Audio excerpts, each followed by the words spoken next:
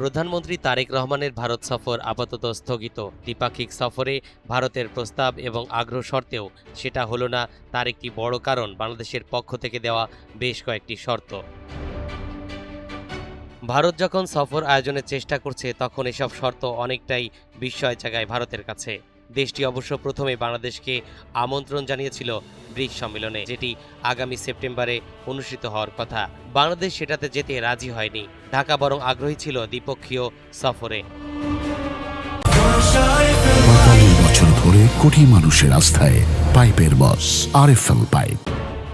Bricks সম্মেলনে বাংলাদেশের অনগ্রহ জানার পর ভারত তড়িৎ পদক্ষেপ নেয়, দ্রুত একটি দ্বিপক্ষীয় সফরের আয়োজন করে, যেটি চলতি আগস্ট মাসেই হওয়ার কথা ছিল।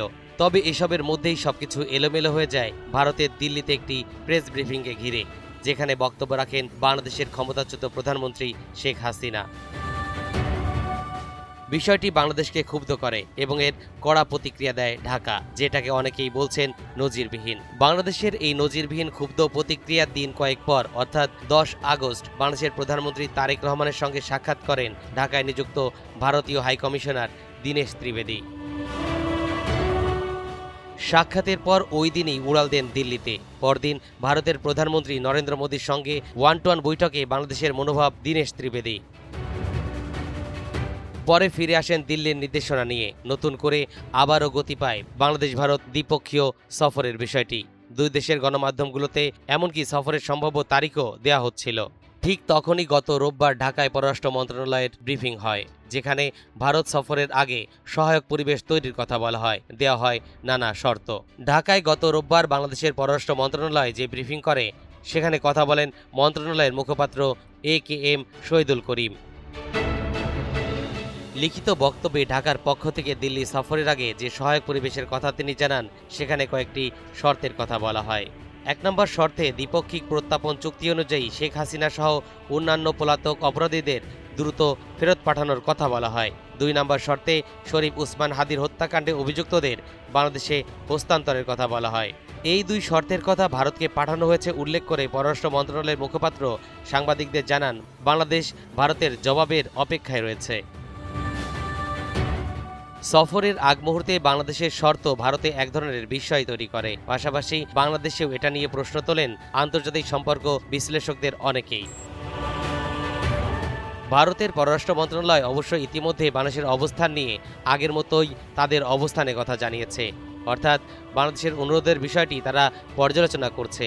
শেখ হাসিনার প্রত্যার্পণ সহসাই হচ্ছে না, অর্থাৎ ভারত তার আগের অবস্থানই জানান দিচ্ছে। ৪৫ বছর ধরে কোটি মানুষের আস্থায় পাইপের বস আরএফএল পাইপ। ভারতের এমন অবস্থান অবশ্য একেবারেই অস্বাভাবিক নয়, কারণ ভারত শর্তে রাজি হয়ে শেখ হাসিনাকে ফেরত দিতে চাইবে তেমনটা কেউ ধারণা করেননি। ভারত অতীতে অনেক রাজনৈতিক নেতাকে তাদের দেশে আশ্রয় দিয়েছে, যাদের জোর করে ফেরত পাঠানো হয়নি। দালাই লামার মতো অনেকেই সে দেশে বহুদিন ধরে অবস্থান করছে। 2024 সালের 5 আগস্ট ছাত্র জনতার অভ্যুত্থানে শেখ হাসিনা সরকারের পতনের পর আওয়ামী লীগের শীর্ষ নেতারা দেশ ছেড়ে পালিয়ে যান। দলের প্রধান শেখ হাসিনাও পালিয়ে আশ্রয় নেন ভারতে। পরবর্তীকালে বাংলাদেশে নিষিদ্ধ করা হয় আওয়ামী লীগের কার্যক্রম। সব মিলিয়ে দলটি বাংলাদেশে কোণঠাসা অবস্থায় থাকলেও গত 5 আগস্ট ভারতের দিল্লিতে শেখ হাসিনার বক্তব্যে এটা স্পষ্ট যে দলটি আবারও বাংলাদেশের রাজনীতিতে ফিরে আসার চেষ্টা করছে, আর সেটা ঘটছে ভারতে থেকেই। বিএনপি সরকার এটাকে হুমকি হিসেবেই দেখে।